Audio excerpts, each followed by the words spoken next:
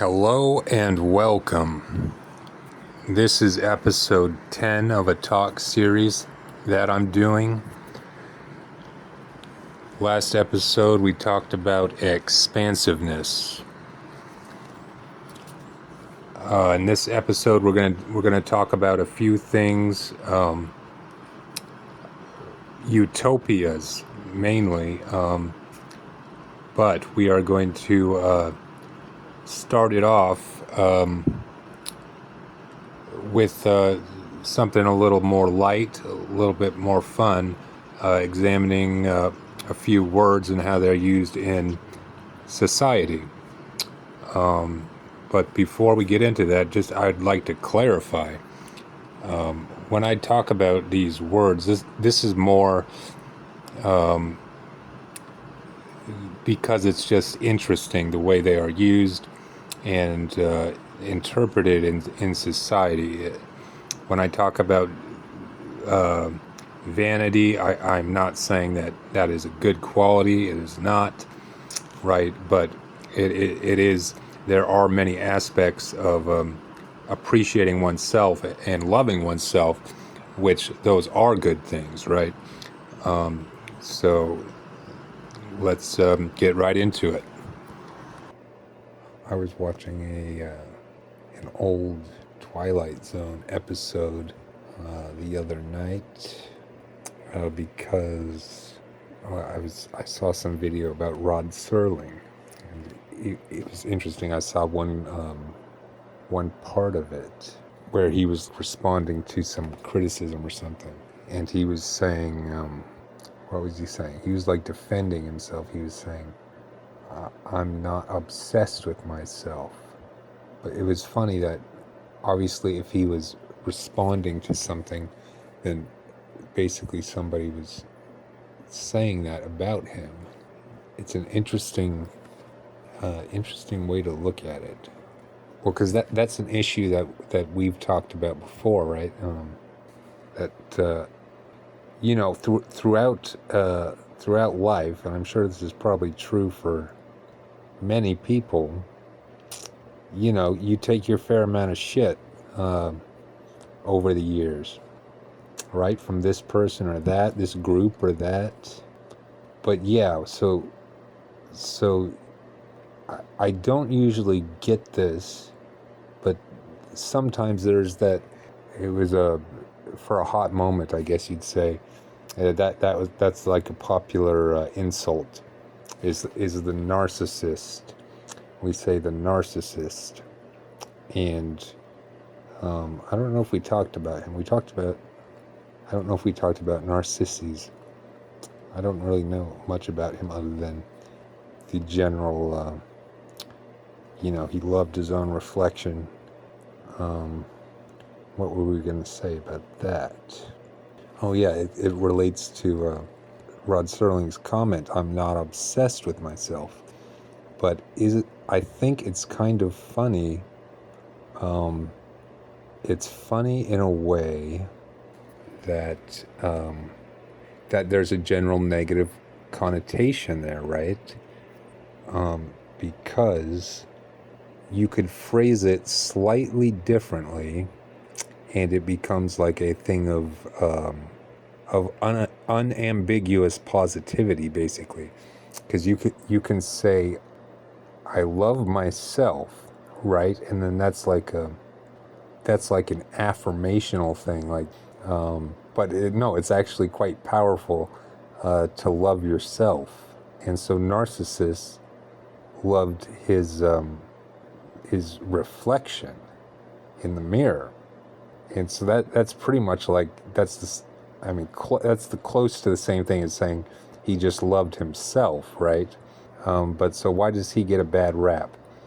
Well, I think the term narcissist, it generally is it has connotations or associations with other negative qualities that have nothing to do with narcissism. In other words, they have nothing to do with vanity, right? And I'm not just talking about physical beauty. You could be vain in in how you consider your whatever your wit or something. There's a movie called Wit. It's pretty much about that. The vanity of wit. So there, you can be vain about many things, but vain is just barely negative, right? If you call someone vain, it's like, yeah, well, maybe, like, but if you call someone a narcissist, it's like, hell no, never, because there's so much other negative stuff, associations with narcissists, right? A lot of times people assume narcissists are manipulative because those two qualities go hand in hand sometimes, but they are not directly connected. There are plenty of people who are just vain. They appreciate how they look, they appreciate whatever they do in life, if they do it well. All that kind of stuff could be considered vain. But the thing is, like, all those are not as bad as calling somebody a narcissist, right? Because, and it's not just manipulative, like narcissist, just the word narcissist has just a lot of negative connotation. But really, if you think back to the root of the word, the origin, which is just narcisses, that is just a guy, it's mostly about vanity and all these other things that are associated with a narcissist. I mean, it sounds almost more like a sociopath or a psychopath than it is just like a regular old garden variety, somebody who's more narcissistic in some respect, right? And so then that's when it's kind of, where's the idea of self-love different from vanity, right? And we say, oh, well, self-love, generally just as a feeling, when people say that, it's more like accepting or appreciating the way that your self-love, right? You just love who you are, yourself. So then how is that different from vanity, which is you love some aspect of yourself, right? So it's interesting how those two terms mean very similar things, but the connotations and associations that each one has are widely different. But here's the thing about that, right? And this is one of the ways. So it feels good to appreciate yourself or aspects of yourself, right? Whether those be physical or whether they be mental, spiritual, even going more detailed, you appreciate your sense of humor, your wit, your competence, your skill at this thing or that thing. You can appreciate so many different aspects of yourself that it actually makes sense that you would do that to some degree, right? So, but the thing and where the negative connotation and the problem with a lot of, I don't know if it's really a problem, it's just something to at least be aware of, is that a lot of language, just in its immediacy, leaves out, right, those indicators about where, to what degree things are. It's just like vanity is bad, but then all of us have some amount of that. I mean, maybe like these Tibetan monks or something that have devoted their lives towards like the dissolution of ego and everything. Maybe they reach a state where they're not vain about anything. But then again, it's like even that would probably just be a byproduct of some other more whole state that they were aiming for. It's like, it's just something that we might be getting off to, we might be going too far out on a tangent here. Right, self-love versus vanity. Right, and so then you can even say further that we naturally appreciate this aspect or that aspect of ourselves, certain aspects, without even thinking about it, without even ever hearing the word of vanity or anything like that. It's just natural to, just like you can be impressed with other people, you can be impressed with people who excel at anything. You can be impressed with aspects of yourself as well. And so I don't see that as a negative thing, right? So the negative thing goes when it's taken to such a, again, it's like whenever you take things to these furthest extremes of where the self-love actually becomes like a, basically you reduce it for everything else in your world. Like, you love yourself so much that you don't care about anything else, right? So that again is that thing where that you just take, these concepts that are pretty, and then you just blow them out to the extreme, and then of course, it causes problems, because anything taken to the extreme usually causes some types of problems. So it's not necessarily the aspect of vanity or self-love that is a negative thing about narcissists or being somewhat narcissistic. It is the assumption that is only true in some individual cases that that the narcissism is somehow associated with other separate negative qualities. But for the most part, being able to both love all aspects and people in your outside environment and also aspects of yourself is kind of ideal, right? Why would you have to, why would you feel the need to only make it one or the other? It's like, oh, I can love humanity, but then I have to hate myself, or vice versa. How ridiculous is that? And in general, here we could end it on a positive note. In general, right, so you appreciate the aspects of yourself that kind of perhaps impress you in some way, or you have a fondness for, or whatever. So that if you can acknowledge that that is the case, then it gives you more motivation to either get better at whatever thing that is, or to get better at other things that you then will appreciate yourself even more, even if it's just getting better in understanding something or anything really.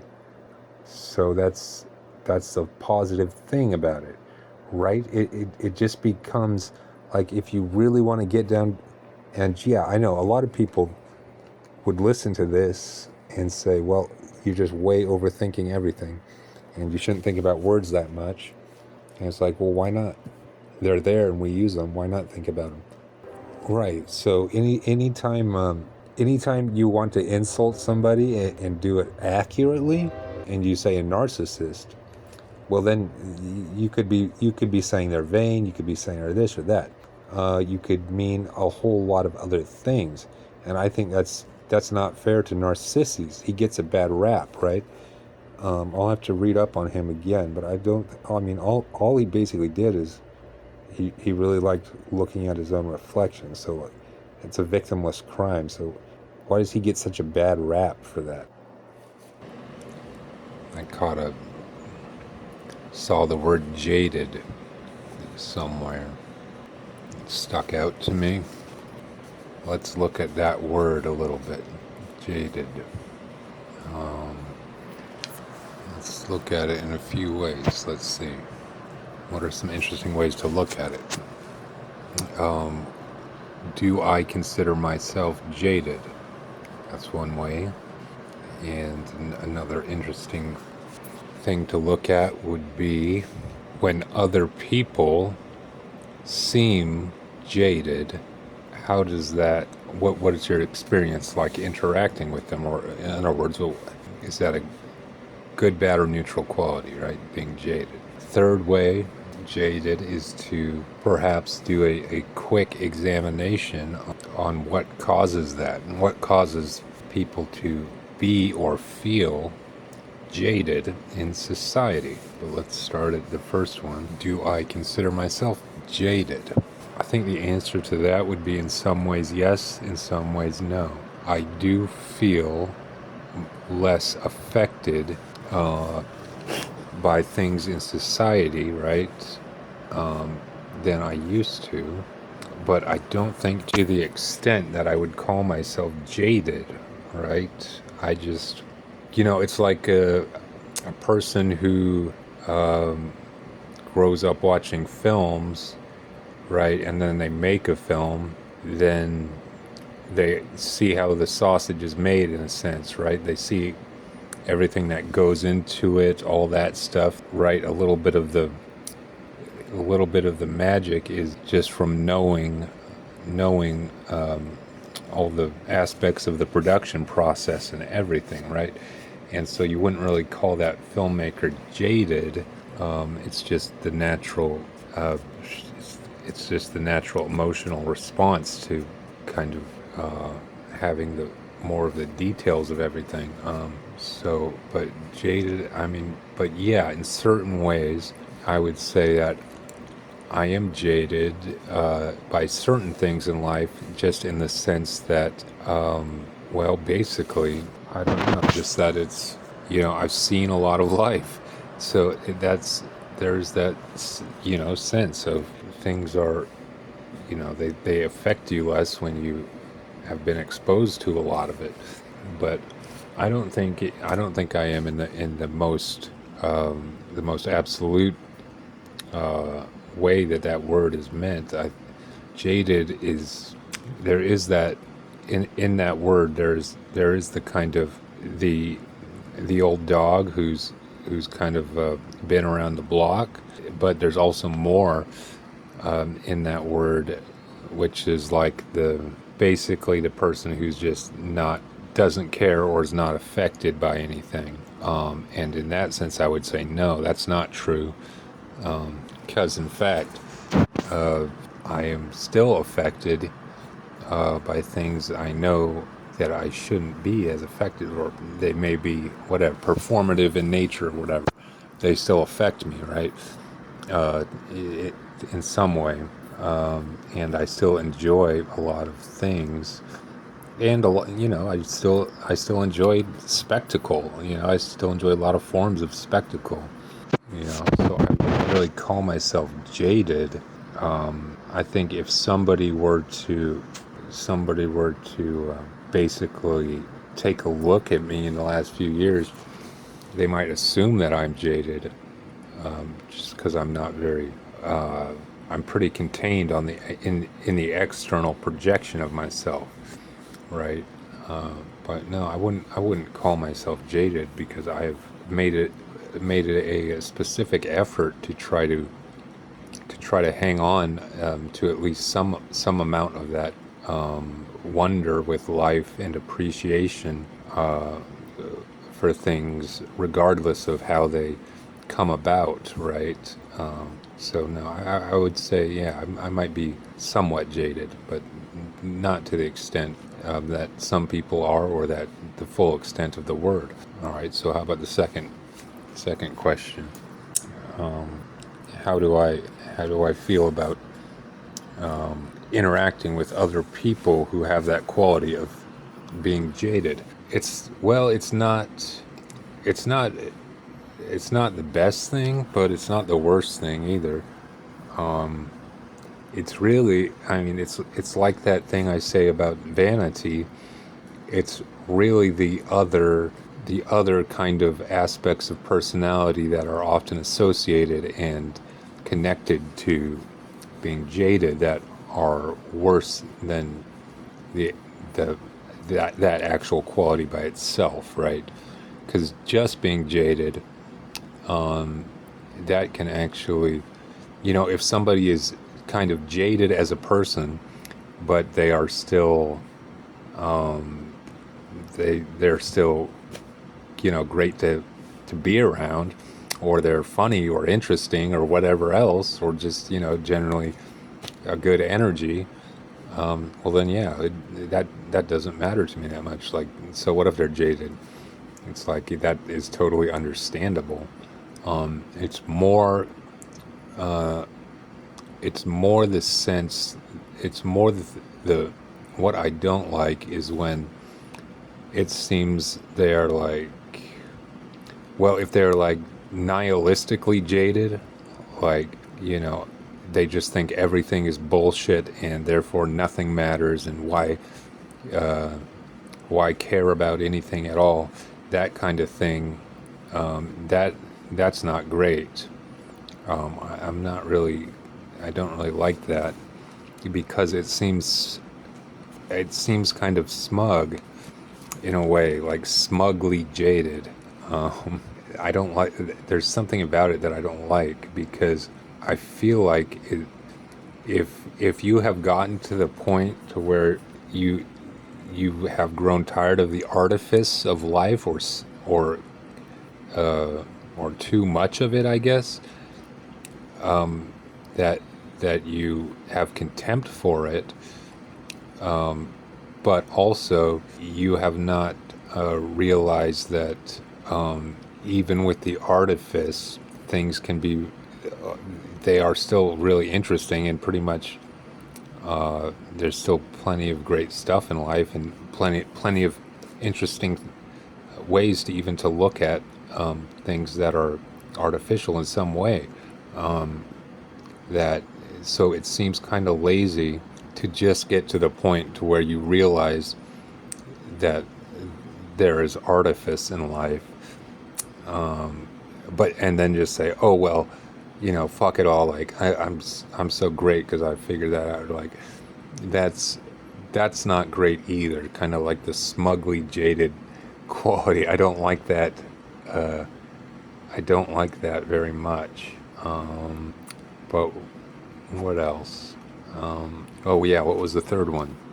What causes people to be jaded? Oh, I don't even know if we have to answer that one. That one's pretty easy. What we could, if we tried, we could probably think of an interesting way to answer it that perhaps maybe is not the common answer. What causes people to be jaded? Well, it's not artifice in itself, right?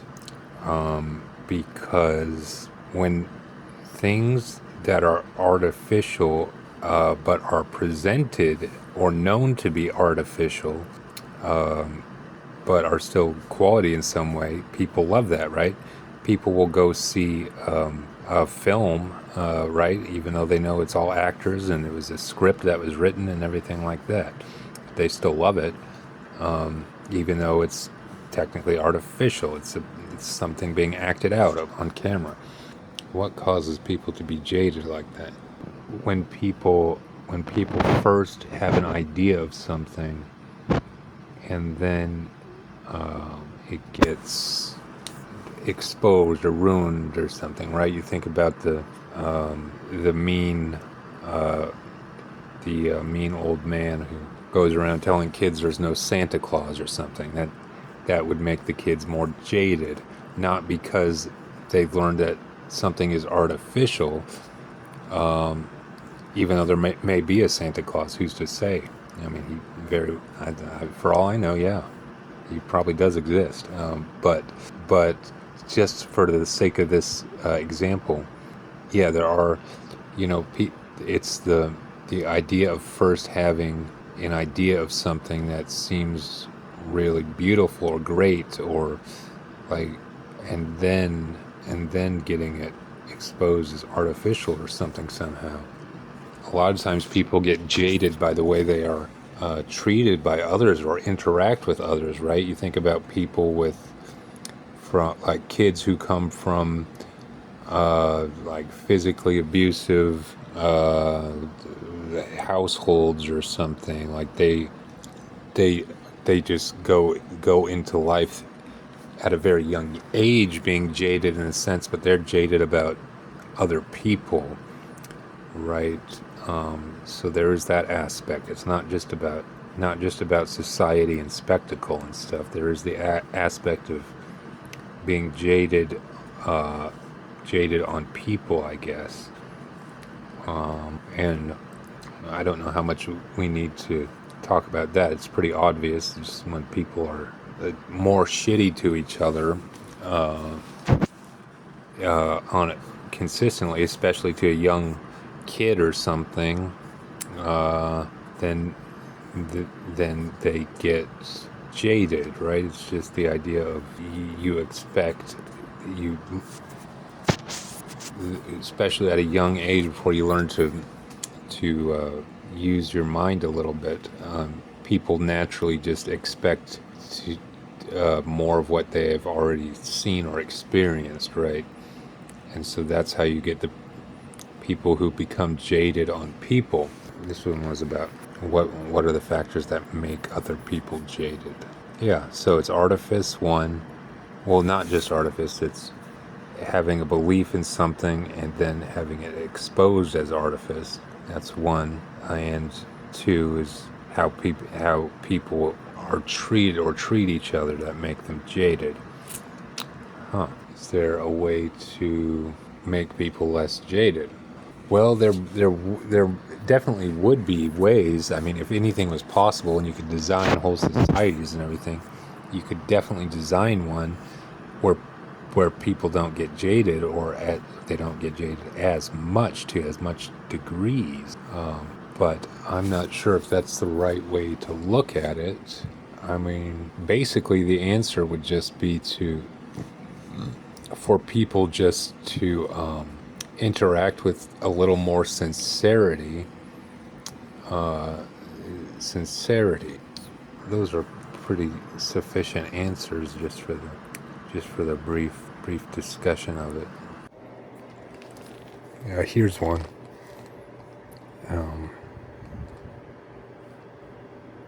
The word enjoy. I use that. You probably noticed I use that one a lot. Enjoy life, enjoyment, etc., etc.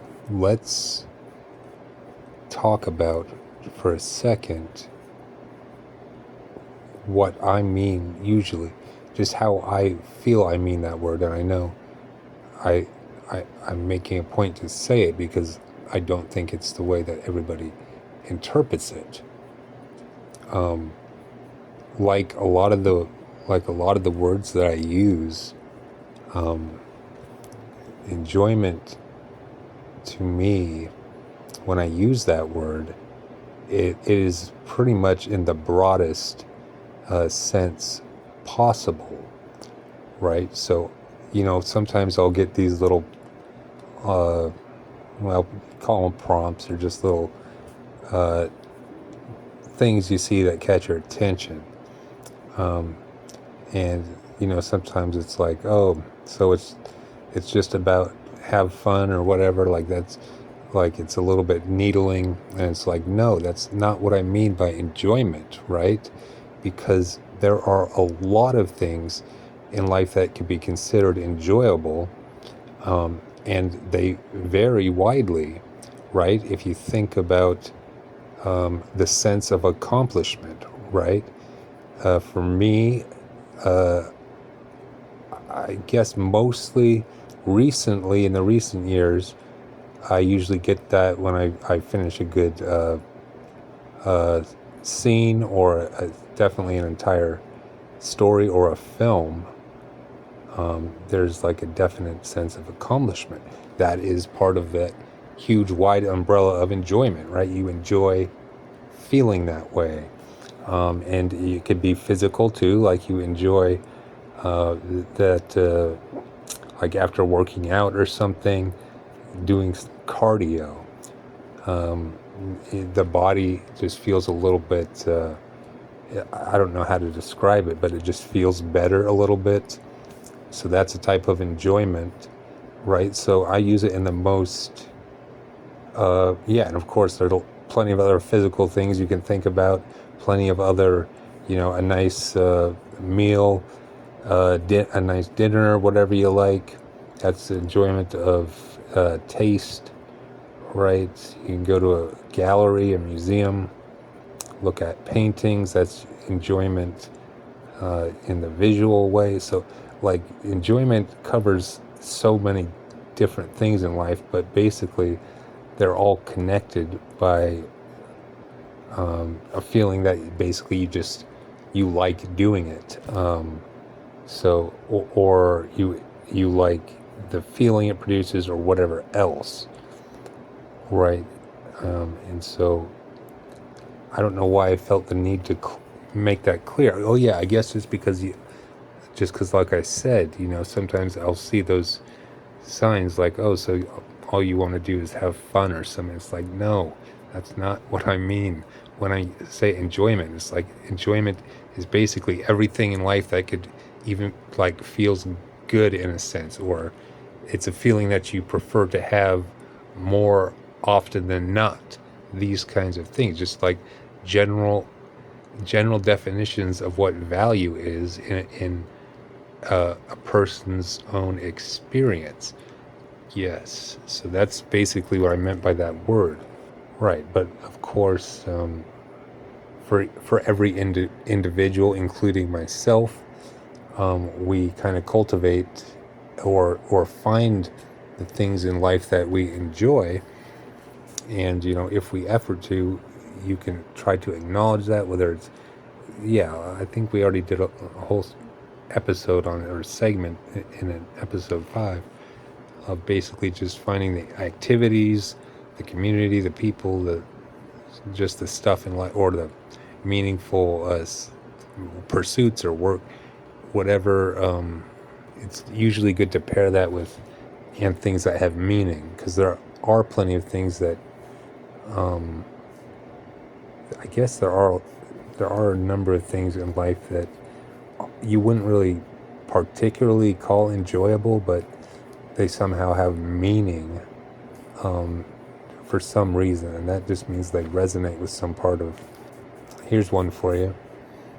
Ask any random person, just walking around, ask them, could you name off your head which things each day you do that have meaning and which things that don't, right? And most people would take a good minute to try to think about what in their life would be especially meaningful compared to what in their life would be less meaningful. Even if it's something they do every day, like, for example, somebody goes out and gets their favorite tea or whatever. That's something that is routine, but probably has little meaning other than it's just something that they do in the morning to, I don't know, help wake up or something, right? So just because it has a purpose doesn't necessarily mean it's meaningful in that way, like meaningful in the sense of life. But that's not to say it's any less necessary, right? In other words, both are necessary to have meaningless and meaningful things in your life. Because meaning, just like everything else, is better with some amount of contrast, and that just depends on the individual, right? Because some people's lives, even in the most general sense of the term, you would say they have more meaning in their life. Most common examples, probably notable figures that devoted themselves to some kind of cause, right?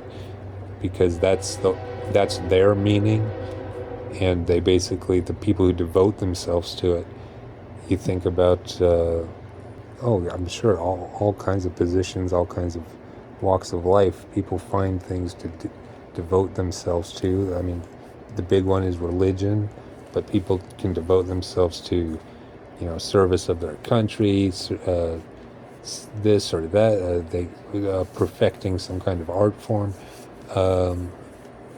right? So there are many things people can devote themselves to, and that is a lot of meaning, I guess. That would be more on the heavier side. And then there are, on the other side, would be people who, well, I mean, I guess it just goes to that old adage, people seek purpose, I guess. But then again, then the interesting rebuttal to that is a lot of people could imagine utopias, and when they imagine the utopia, they don't usually imagine narratives in it. Maybe you see what I mean, but I could try to explain further. Try to imagine a utopia just off the top of your head, whatever comes to mind. You probably just imagine a lot of beauty and maybe nice architecture. I'm just taking what I think would be a common example, right? But you tell me, what do you see? If I say utopia, what comes to your mind? Right? I just see a lot of nature, kind of like we talked about in that first episode. A lot of nature, and some people imagine like futuristic domes and stuff, like the meme and the flying shuttles. I don't necessarily see it that way. I imagine it as a blend of like the best old architecture and the best new architecture and city design, right? It would be like a mixture or some kind of blend. But everything would be bigger. I feel like just like the buildings or the space inside around the buildings. Yeah, and things would be more just in the urban design, and things would be like simple and aesthetic. I imagine like stone walkways even, but it wouldn't be so entirely sparkling clean like in some of those memes. It would be more, and it wouldn't be dirty either. It would be generally like a fairly nice city, just in terms of the cleanliness. Like it's not like sparkling, but it still seems there's a natural amount of debris around. That's what I picture. But I realize that there could be many different types of utopia, because it's really just about how life feels when you're living there. And things like architecture and aesthetic are important, but there are plenty ways that a being could exist and still be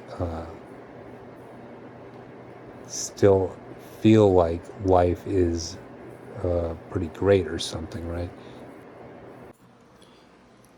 Now,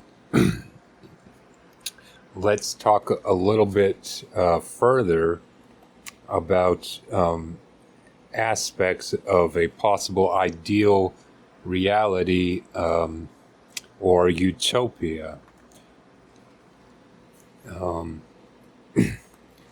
I think in these cases, the most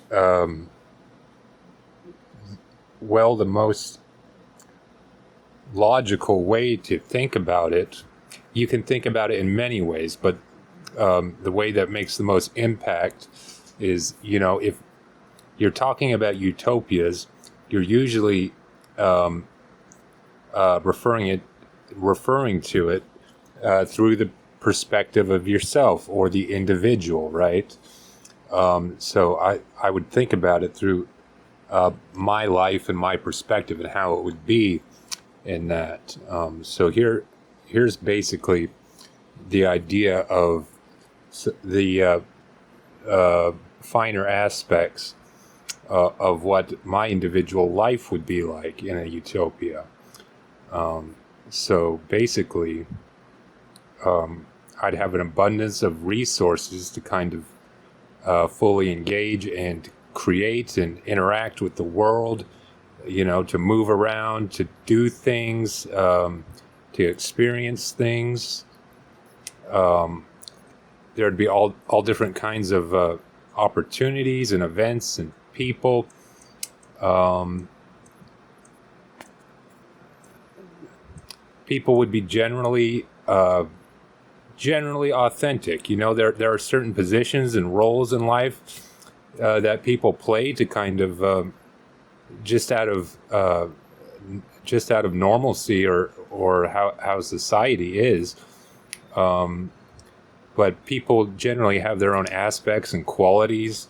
They're interested in each other. There are many different kinds of communities and places, right? Much beauty and activity in the world. Less barriers to entry for a lot of things, right? Like just things don't take as long. There's less, very little need for bureaucracy, needless forms and requirements. There should be a flow of life, right? But also communities and starting families or ingraining yourself into communities. That's great too. It just depends on stages of life and what the individual finds to work for them the most.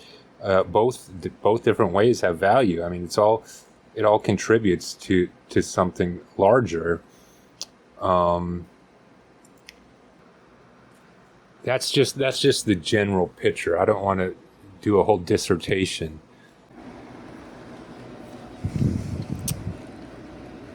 I just saw a clip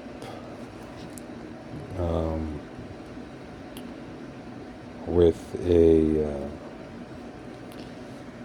some accomplished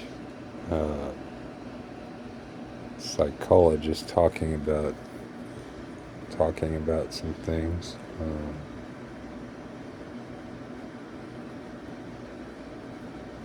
What did I want to say about that? Well,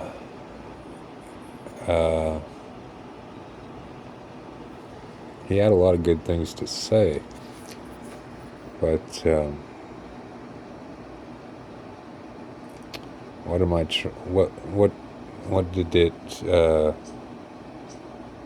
what did it invoke in me? Well, he was talking a little bit about self-actualization, and purpose-seeking and meaning, which is associated to one of the segments in this latest episode. But again, in this segment, I pointed out that meaning is it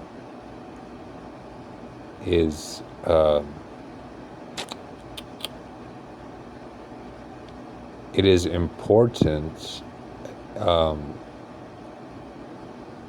because of basically the effect or the feel that it has.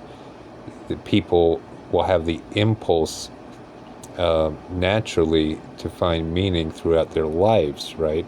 To different degrees, varying degrees for each individual.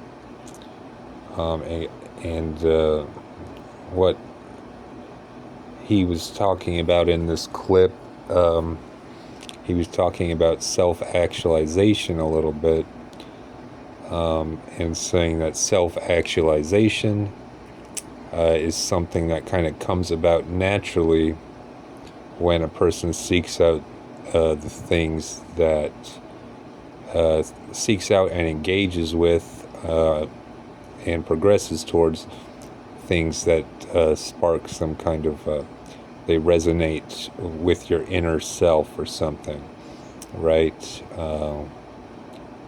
And so what's the idea there?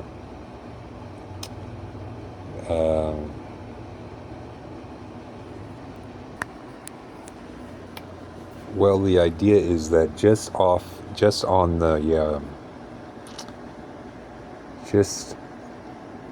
the face of it, uh,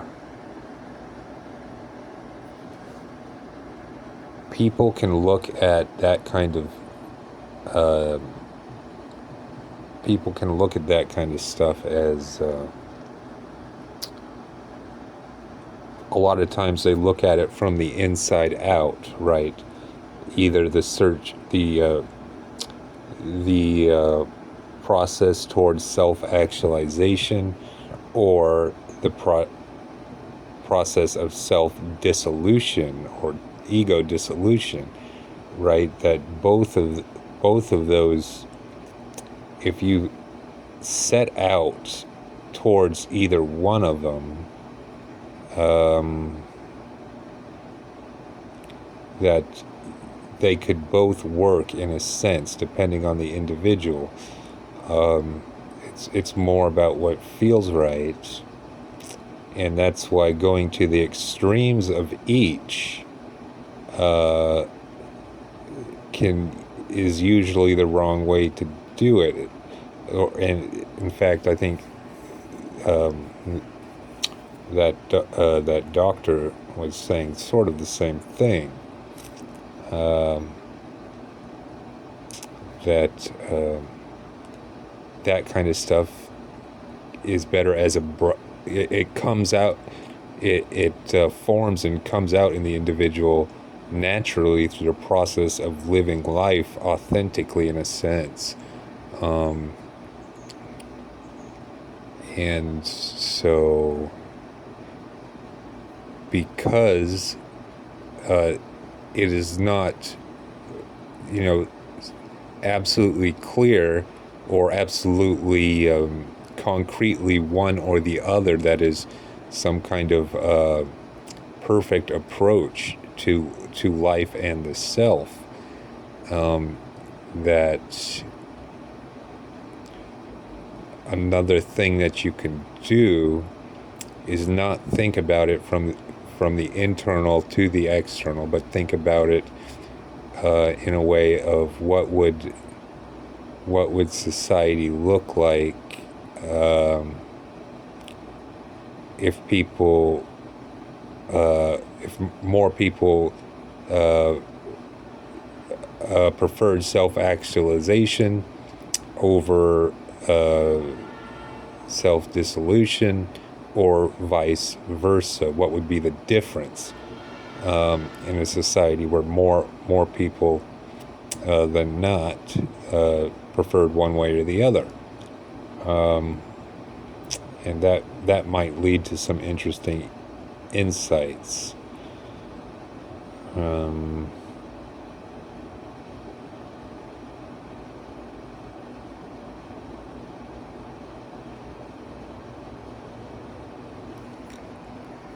Maybe I'll think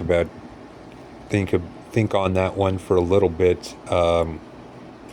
But there's also a third way that you could look at it, that it is not one or the other, that you could basically take parts of each, and then that might be the ideal.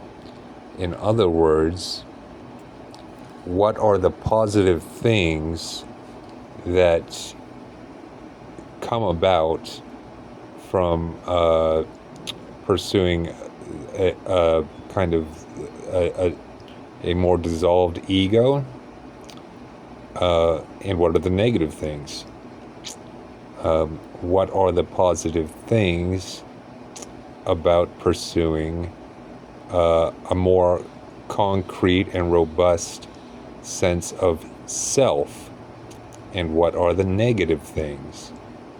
And can you take the positive things from each and create a whole new way to approach kind of the journey of the self, and leave out the negative things? first you'd have to identify what the positive and negative things are. That might be that might take a little bit of time to figure that out. But just off the top of your head, you could say that the dissolution of ego, the positive thing about that is kind of a sort of an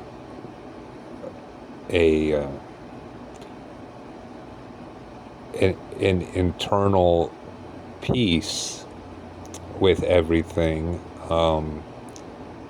so that the world, like, you just, if you reach a dissolution of ego, at least from what I understand, you become very at peace with the world, right? Because you are then you see it as all one thing, right? So you trust in it, you trust the universe more, and much less things bother you, right? So that is a good positive aspect to have as part of your internal self.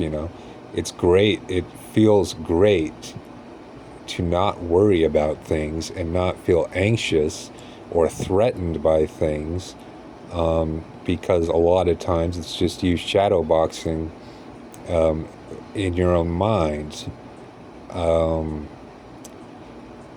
But what are there any negative things about the dissolution of ego? In the sense of the wider world, what would it be like if everybody had a dissolution of ego? All right, well, this is more conjecture, but just imagining that, it would seem like the contrast of the variety of life would become kind of flat, right? Because everybody would just be walking around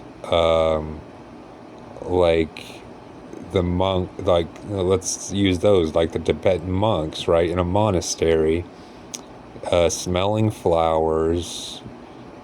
And where's the variety in life and all that for a situation like that, right? There's a lot of people who would find that just completely, like, it's got no punch, it's got no robustness, no variety, if everybody was pretty much just like that. So that's the negative thing. So how do you reach the state of peace and trust in the universe without giving up your individuality, right? So that is the thing about self-actualization. That is the positive thing. Self-actualization encourages individuals to lean more in to their individuality and their specific talents and personality traits, and everything that makes them who they are,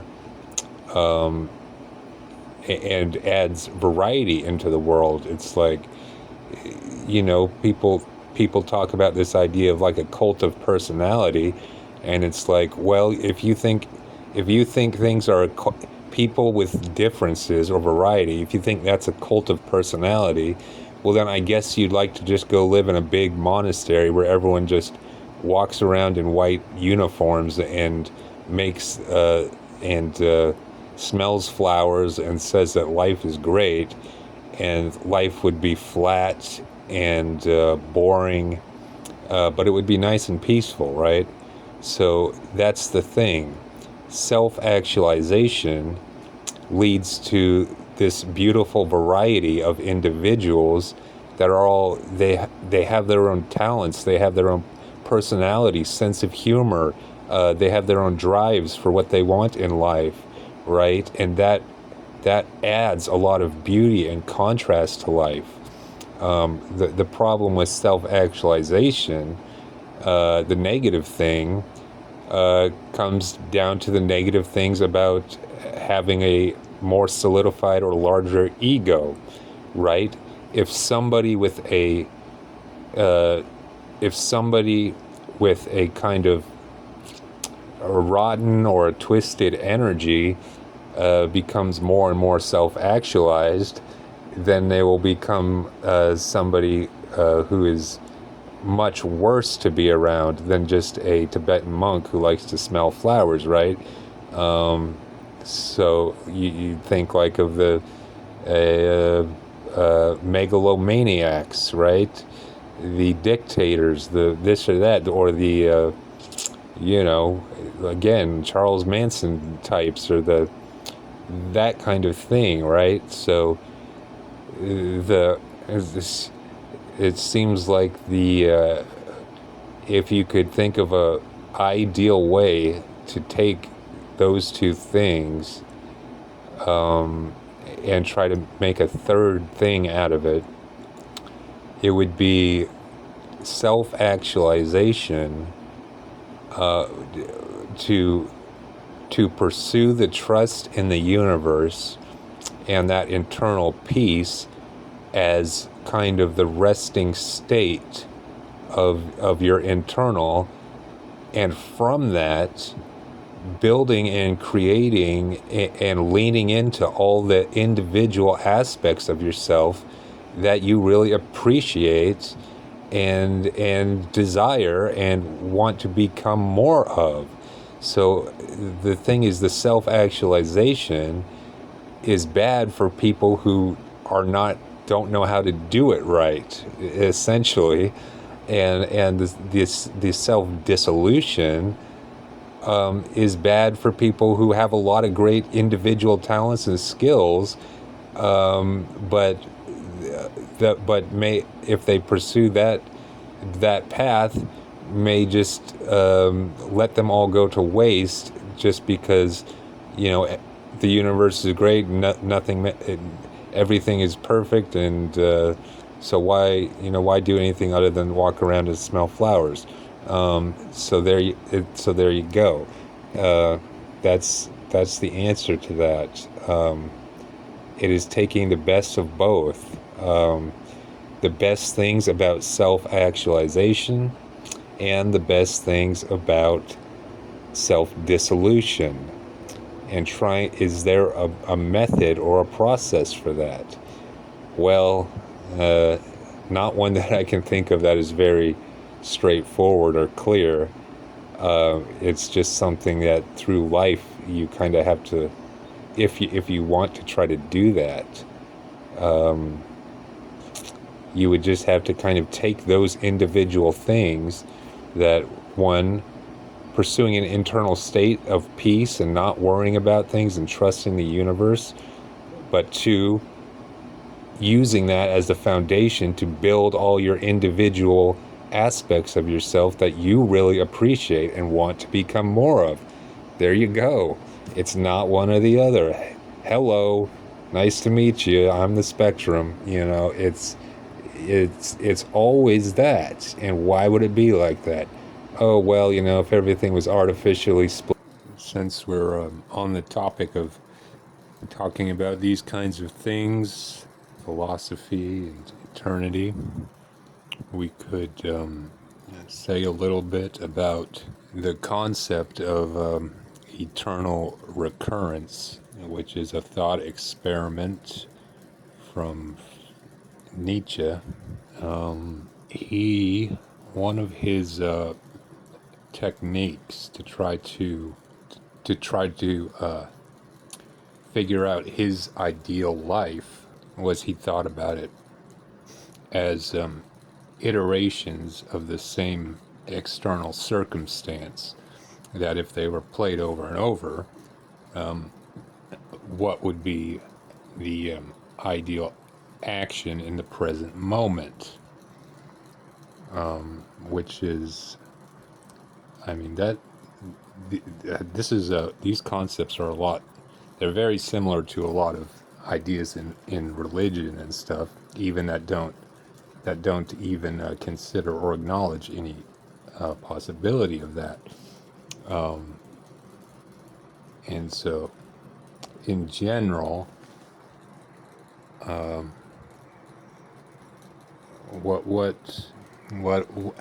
would I look at that? And I mean, I could go over specific instances or events or things in my entire life. I'm not sure how helpful that would be.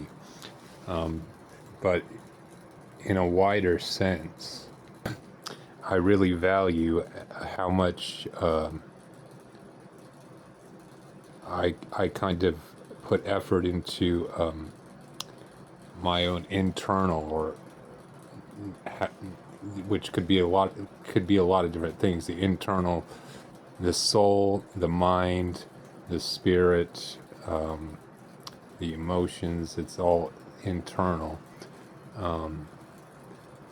But I guess you could say that even though I value and am grateful for how I've been able to kind of improve or craft that side of myself, or the internal, throughout my life.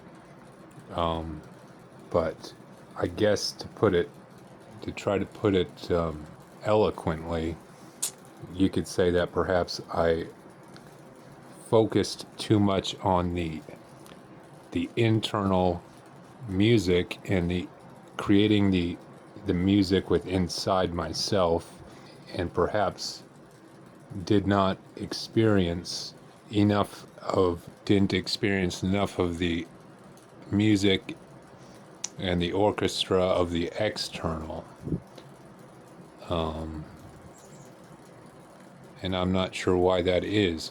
I guess because it felt in many instances or periods through my life, I had come to the mistaken conclusion that it was one or the other, without realizing.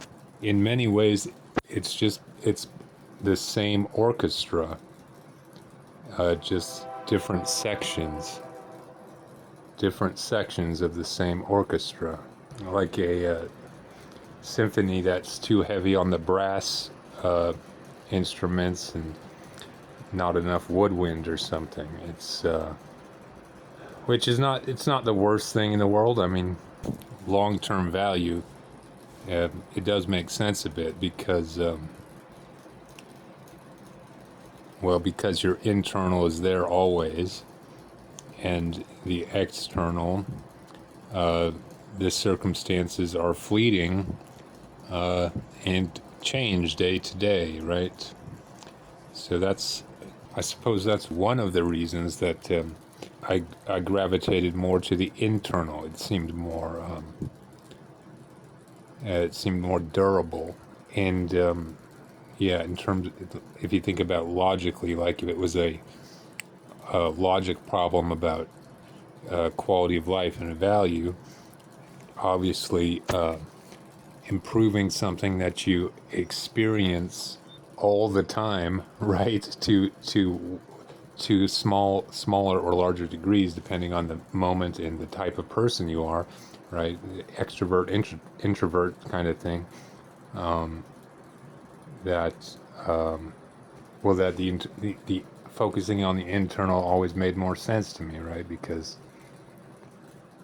if you could improve something that you experience every moment of your waking life, or improve something that you might experience for a couple weeks, a couple months, a couple minutes, or a couple hours, right? you'd probably want to improve the thing that is always there in a sense. So with that, I think we can wrap episode 10 up and put a nice little bow on it. If you listened, I appreciate it, and hope you found some of it interesting, or any other form of value in it. But we will continue looking forward to whatever is next. Thank you very much.